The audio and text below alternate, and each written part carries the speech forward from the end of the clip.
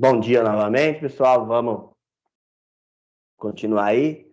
Galera, então, nós estamos continuando aí com as nossas aulas online, né? Lembrando a todos, saiu uma nova determinação, né? Sexta-feira, e mudou muito pouco para nós, né? No nosso caso, mudou bem pouco mesmo, porque passou da fase especial para a fase vermelha, né, gente? Então, basicamente, o que mudou foi foi para alguns outros setores. Para nós, infelizmente, apesar das escolas irem voltando, nosso sistema ainda não entra, pelo menos nesse primeiro momento. Então, por enquanto, não muda nada para nós, né, no nosso caso. Por enquanto, no nosso caso, nós continuamos aqui online. Pelo menos, acho que essa nova determinação vai mais aí 2 semanas, tá? E aí, continuando, então, continuar tendo aula online das 8 às 10. É lógico, pessoal, que o desejo é de voltar o mais rápido possível, voltar ao normal, mas, né, nós temos que ter consciência também, o período não está fácil, né? Nós estamos tentando fazer com que tudo retorne, mas também retorne de um jeito que a gente consiga trabalhar, né? Bom, galera, outra coisa, a questão das edições, de trabalhar com edição, nós estamos trabalhando com um software de edição de imagem, e trabalhar com edição, a única complexidade que nós vamos ter, para ser sincero para vocês, é o fato de nós termos, né, que muitos de vocês não terem o software. Mas, pessoal, edição, essa parte gráfica, você só vai aprender fazendo, tá? E você vai melhorando as suas técnicas quanto mais você faz, tá? Então, quanto mais você fizer, quanto mais você ir treinando, melhor você vai ficando. Aí é lógico que muitos vão falar assim: ah, professor, mas eu não tenho software, é difícil, eu não tenho computador. Pessoal, esses dias eu estava lendo uma matéria. Eu sei que cada caso é um caso, evidente, tá? Não estou julgando ninguém. Mas eu estava lendo uma matéria de um menino que ele aprendeu a programar no celular. Nós vamos ter HTML, CSS, né? E aí vocês vão ver o quanto é difícil programar, aprender programação, principalmente, num smartphone. E olha que HTML e CSS são mais tranquilos, tá? Então, assim, mas vocês vão ter essa oportunidade também para vocês terem pelo menos uma ideia de como é. É bem complexo mesmo, tá? Então, é lógico, galera, que a gente tem pessoas que vai ter mais dificuldade, tem pessoas que vai ter menos, mas o que vocês precisam entender é que vai muito do esforço de cada um, tá? Vai muito do que vocês estão procurando ali de melhor, tá bom? Bom, e para isso, é evidente, nós temos que fazer exercícios, né, gente? Não tem mágica, tá? O negócio é fazer os exercícios, e quanto mais exercícios você fizer, quanto mais você refazê-los, né, melhor você vai se tornando, tá? Igual eu falei para vocês, essa parte de trabalhos, né, de ir fazendo, quanto mais você, né, ir fazendo o exercício, você vai se aperfeiçoando. Então, pessoal, não adianta, nós temos aqui 2 horas, né, para poder trabalhar. Você faz aí os exercícios que eu peço, depois do restante da semana, vocês não fazem nada. Aí não adianta, né, gente? Aí não tem jeito, não tem como né, você achar que você vai aprender tudo, né, sendo que você não, pelo menos não tenta fazer por mais vezes, tá? Bom, na aula passada nós falamos sobre tipografia, né? O que a gente precisa entender sobre a tipografia? A tipografia, galera, é quando nós vamos falar da parte de letras e fontes, né? Existem diversos tipos aí de letras e fontes, né? Então, nós vimos, dá para baixar um monte, né? Dá para você usar algumas estilizadas e vimos também, principalmente, como era antigamente. Como é que era antigamente? O que eu tentei passar para vocês? Eu falo antigamente, parece que é há 100 anos atrás, né? Mas não é tão longe disso. Antigamente, pessoal, nós trabalhávamos muito ali uh, com,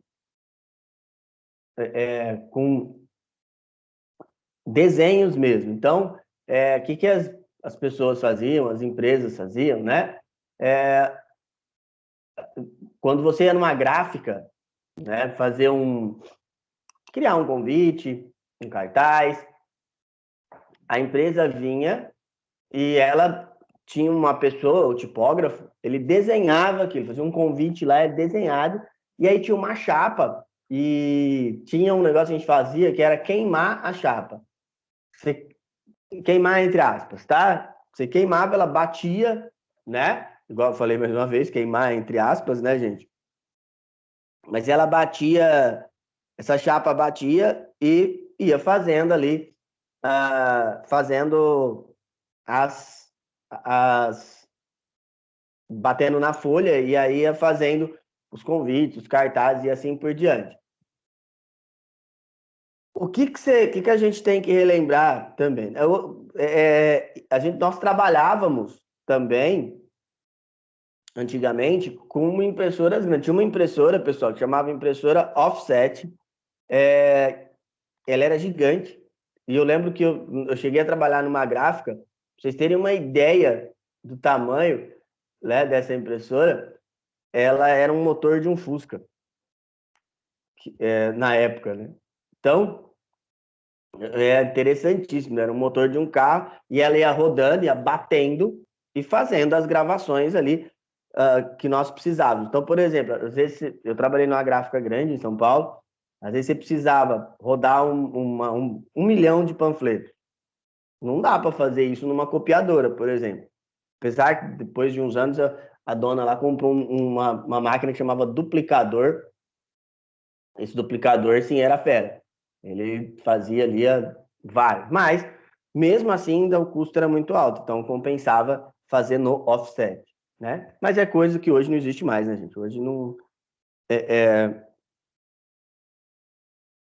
Hoje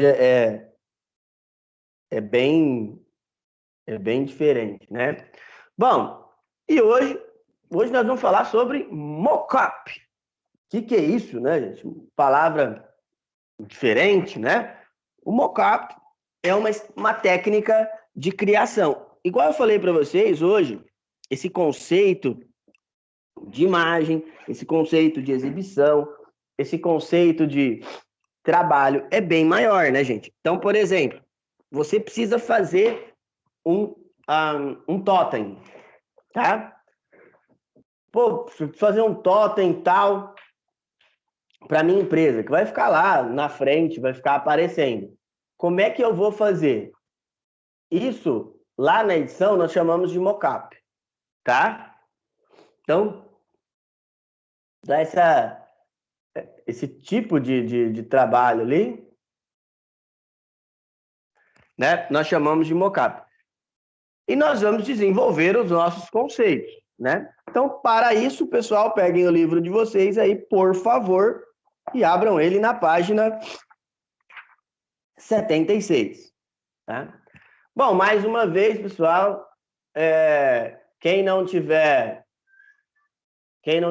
acesso aí ao Photoshop, quem não tiver, ou quem tiver um PC né, mas não tiver ele instalado, ou quem tiver no smartphone, essas são algumas opções que nós temos para poder trabalhar sem o Photoshop, né? Quem não tem, eu entendo que nem todo mundo pode ter acesso ao Photoshop, tem ali algumas opções, o Lightroom você pode baixar direto lá, tem uma outra versão do Photoshop também que você pode baixar direto da Play Store.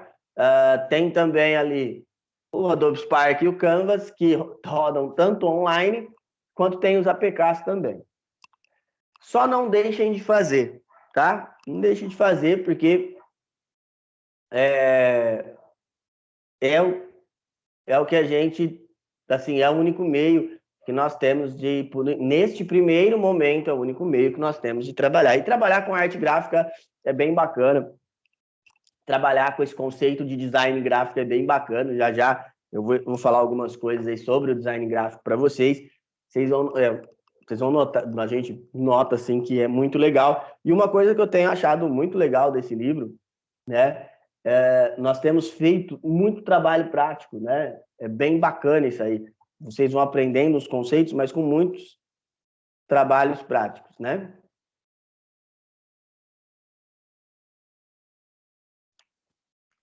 Vamos. E vamos lá ao conceito de mockup, né? Aí na página 76, o que ele vai falar? Tem uma definição aí, ó. No segundo parágrafo da página 76 ali, no conceito. Então, vou ler aqui para vocês. Então, assim, ó, um mockup é um modelo ou uma representação em escala ou de tamanho real de um projeto ou de um dispositivo. É utilizado para apresentar uma ideia de forma elaborada com design muito próximo ao final do produto, tá? Aí, galera, o que a gente, então, vamos entender um pouquinho. Vamos supor, por exemplo, que você quer fazer um totem para colocar na sua empresa. Você está lá, você precisa fazer um totem aí para pôr lá na sua empresa, que vai ficar lá na porta, tá?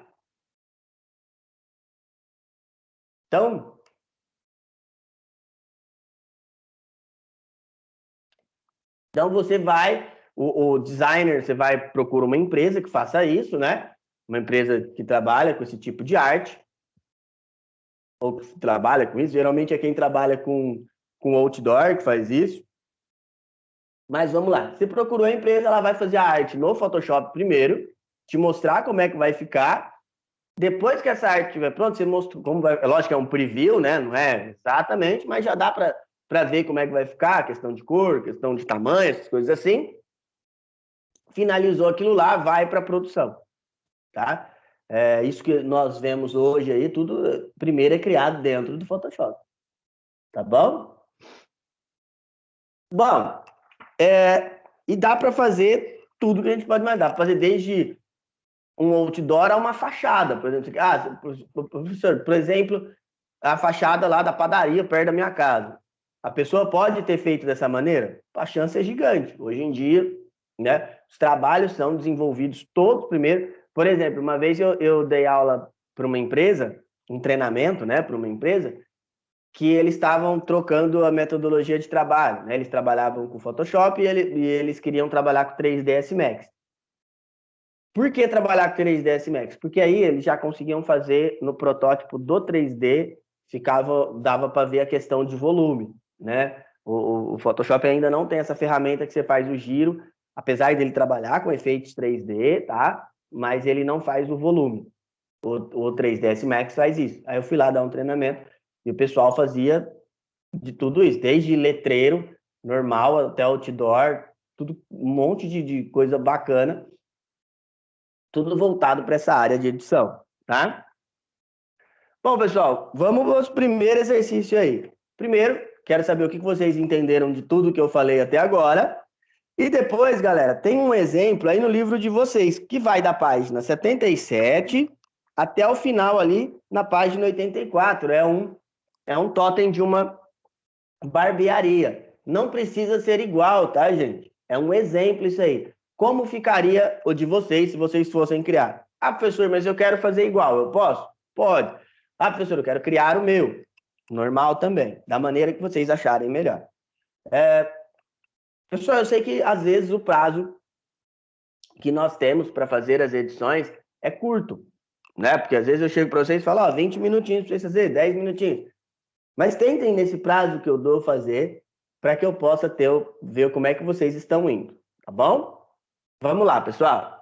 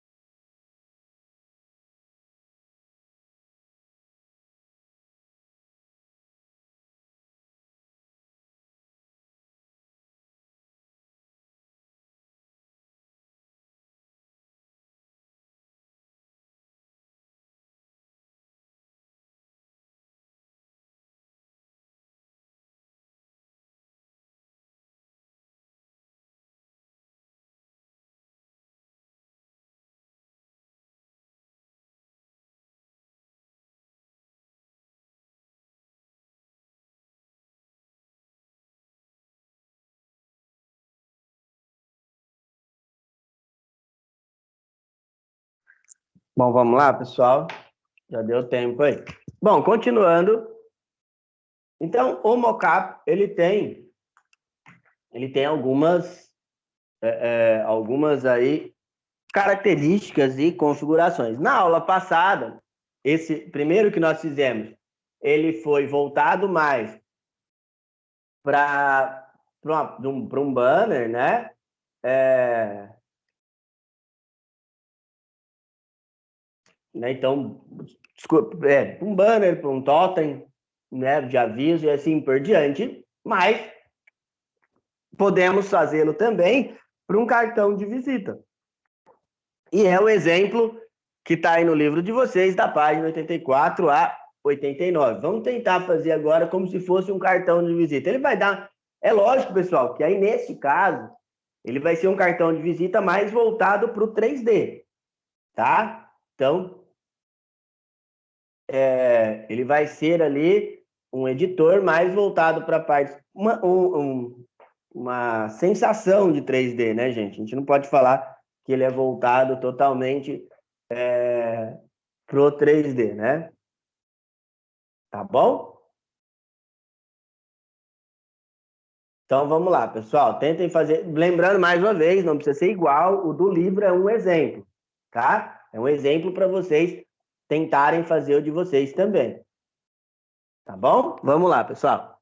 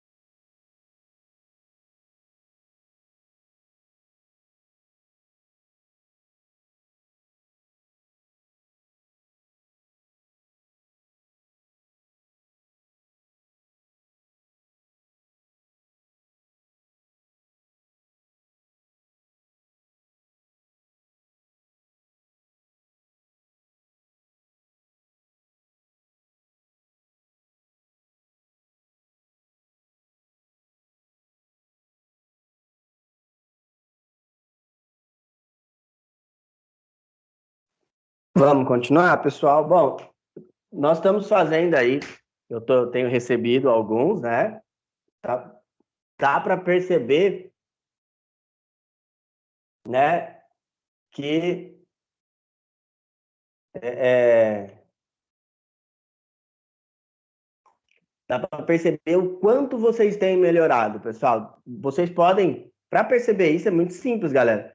Vai olhando aí no de vocês, no- indo para cima, né, arrastando para cima aí, vendo os trabalhos de vocês, vocês vão vendo o quanto vocês estão melhorando. Só vocês mesmos vão olhando aí, vocês vão vendo que cada vez que você vai fazendo um trabalho, vocês vão ficando melhor, tá? Seja na disposição, seja às vezes no uso de cor, no uso de uma fonte específica, mas dá para perceber a melhora que vocês estão tendo. Então é muito bom isso aí, tá, gente? É, isso aí, e mais uma vez, né? A melhora depende de vocês. Quanto mais vocês forem fazendo, mais vocês vão tendo um entendimento melhor. Bom, galera, vamos para o nosso último aí do livro. O último do livro é um banner, tá? Se vocês olharem, tá escrito cartão de visita, mas é um banner, tá, gente? Vocês podem olhar, é um bannerzinho aí. Vai lá, pessoal, tá da página 90 até 92, tem um exemplo. Mais uma vez, não precisa ser idêntico, né, galera? Isso é para vocês criarem o de vocês. Vamos lá, pessoal.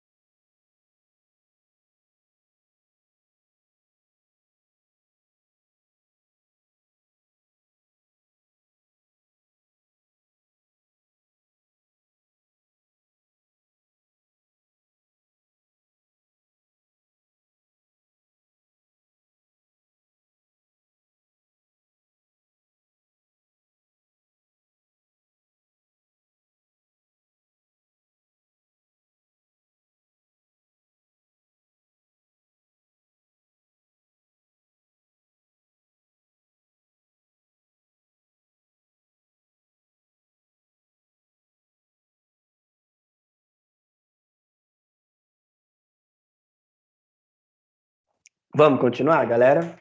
Bom, igual eu falei para vocês, os trabalhos têm ficado cada vez melhores, né? Então, vocês, é, é,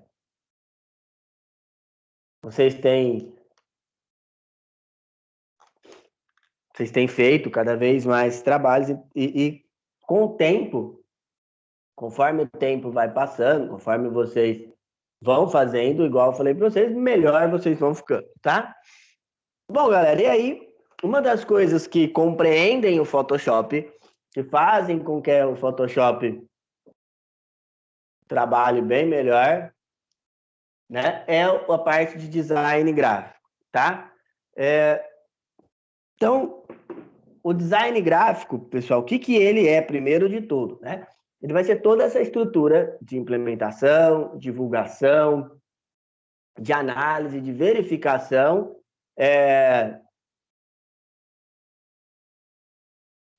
para que você possa ter um conteúdo principalmente voltado para o marketing digital. Nós já discutimos que o marketing digital é algo de suma importância hoje, né, gente? Nós precisamos trabalhar com conteúdo, principalmente voltado para a área de marketing, que seja gigante, né? Então, por exemplo, igual eu falei, uma das coisas que eu sempre falei para os alunos, principalmente quando nós começamos esse período pandêmico, né? Foi que assim, nós teríamos ali que trabalhar bem essa parte do marketing digital e que empresas só sobreviveriam, tá? Se elas fizessem, pessoal, um trabalho na área de marketing digital muito grande. Por quê? Porque é um período, está sendo um período bem difícil, onde quem não se reinventou acabou ficando muito para trás.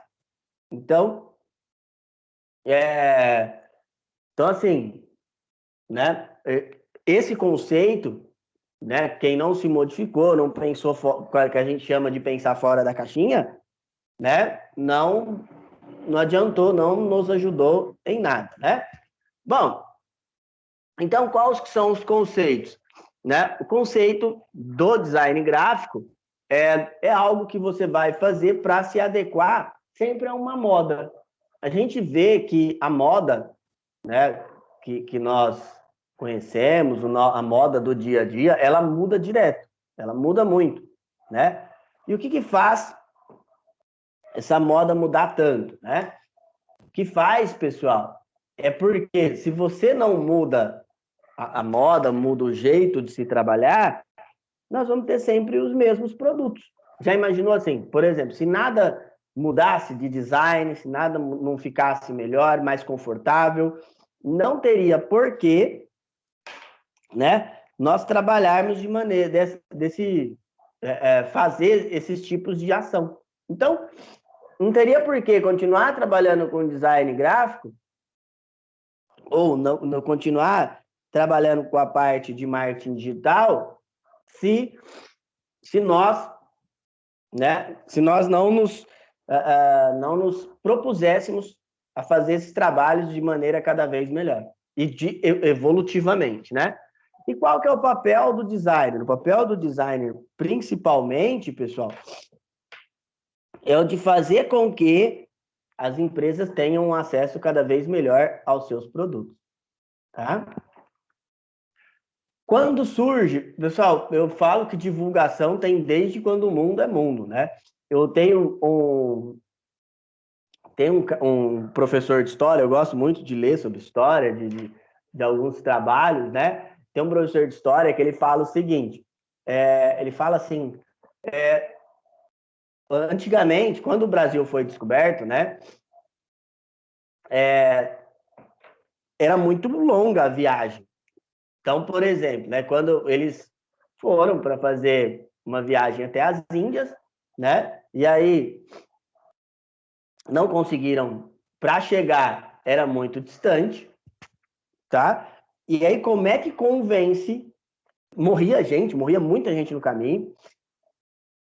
E aí, como é que fazia para que você convencer pessoas a cruzar o oceano, a pegar um caminho novo, que já tinha a rota marítima correta ali? Como é que você convence aquele monte de gente aí sabendo que o cara poderia morrer, por exemplo, por falta de vitamina C, perdão, né? Que tem uma doença que chama escorbuto e ela dá na pessoa por falta de vitamina C. Tinha gente que morria disso, né? Então, como fazer para convencer essas pessoas? Isso aí, pessoal, é marketing puro. Então, já imaginou assim? Vou colocar um monte de gente no barco aqui e vamos que vamos. Então, é o que você poder de convencimento. Depois, principalmente no renascentismo, ali na França, começou a ficar melhor, né? Então, começou a ficar algo mais com mais propriedade, né? Agora a gente tem um conceito de marketing muito melhor. Bom, e qual é a influência? Foram começando a se ter estudos como esses conceitos de design interferia na vida das pessoas. Então, por exemplo, como que a propaganda, igual está aí de uma grande fábrica de refrigerante, como que essa propaganda influenciava o público, né? Por que tinha aquela vontade de tomar esse refrigerante? Por quê? Uma das coisas grandes, por exemplo, a Coca-Cola, né? A Coca-Cola, ela que criou o Papai Noel. Olha a influência dela, tá? Já faz mais de 100 anos isso aí. Mas foi ela que criou a lenda lá nos Estados Unidos e ele virou o que ele é hoje, né? Qual a diferença? Pessoal, saber trabalhar, saber expor. Eu tinha um professor de marketing lá na faculdade que ele falava assim: não é só sobre como ser bom, é você mostrar que é bom, ou você, pelo menos, ter ali, ter uma estrutura que mostra que você pode ser bom. Né? Então, não é só ser não vai adiantar nada, algumas vezes, né? Não vai fazer o diferencial. O diferente é você tentar mostrar para a pessoa que você pode ser muito melhor, tá? Bom, e aí onde ele pode ser usado?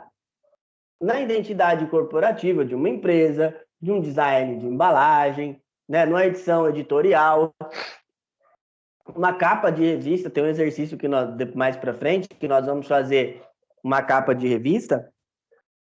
E aí, pessoal, vocês vão ver que pode ver que a capa de uma revista, a capa de um jornal, uma capa é o que chama atenção, né? Então assim, o que chama a atenção, né, dentro de uma revista, dentro de qualquer coisa, você tem que pôr uma coisa chamativa ali, para que, né, para que você tenha cada vez mais, né, acessos. Então, você tem que pôr algo chamativo. É o que a gente chama de manchete, né? Então, o que é uma manchete, né? Uma manchete você estar enviando algo, né? Esperando que aquilo seja chamativo o suficiente para que você tenha mais acesso. Por exemplo, um exemplo, né? A identidade corporativa é o meio que você vai usar para ter uma divulgação maior. Então, quando você quer divulgar a sua empresa, por exemplo, quando nós vamos no mercado, né? Você vai pegar a sacola do mercado lá, ela vem, né? Ela vem com o logo do mercado, com o telefone, com todos os dados que a gente precisa, né?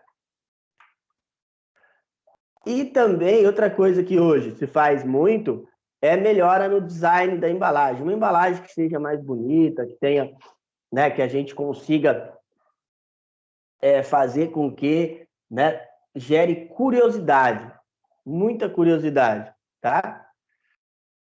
E também publicações institucionais. Nós temos muitos aí quando você vai em alguns lugares, né, a empresa coloca lá algumas coisas que está acontecendo para deixar você antenado no que essa empresa passa, por exemplo.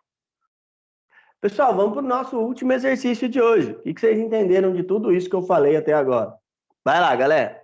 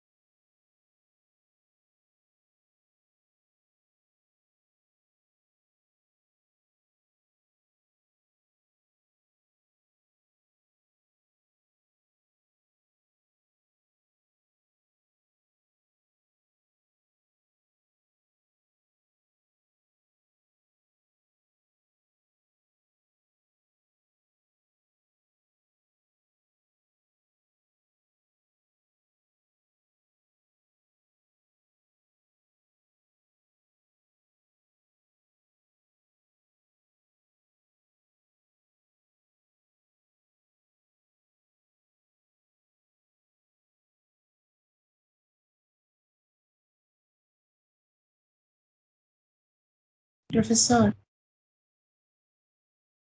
Oi. eu não entendi o que é publicação institucional. Essa última que eu mostrei aqui, ó, é quando, por exemplo, você vai fazer uma empresa, faz uma publicação para falar sobre ela, sobre o que ela fez no mês e assim por diante. Hoje em dia é muito mais sites, né? Mas ainda às vezes você vai a alguns lugares, tem uns panfletinhos da empresa lá para você dar uma lida sobre ela. Entendeu? Entendi.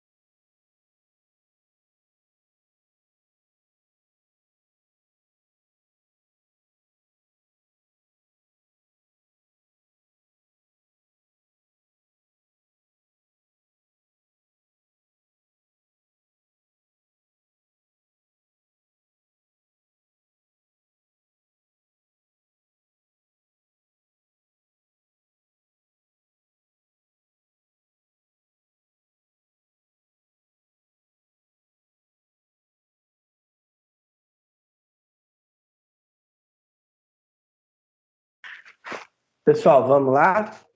Bom, galera, depois eu mando. Vou mandar lá no grupo de vocês, isso aí para quem não terminou ainda, para que a gente possa continuar. Pessoal, alguma dúvida aí?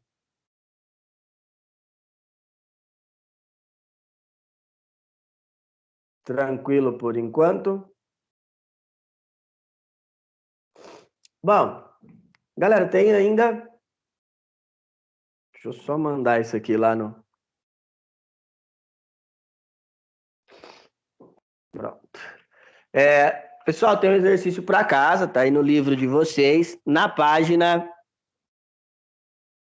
93 e 94, tá? Vocês podem ir fazendo aí durante a semana e qualquer dúvida é só chamar, tá bom? Pessoal, então por hoje é só. Semana que vem a gente volta. Tchau, tchau, pessoal.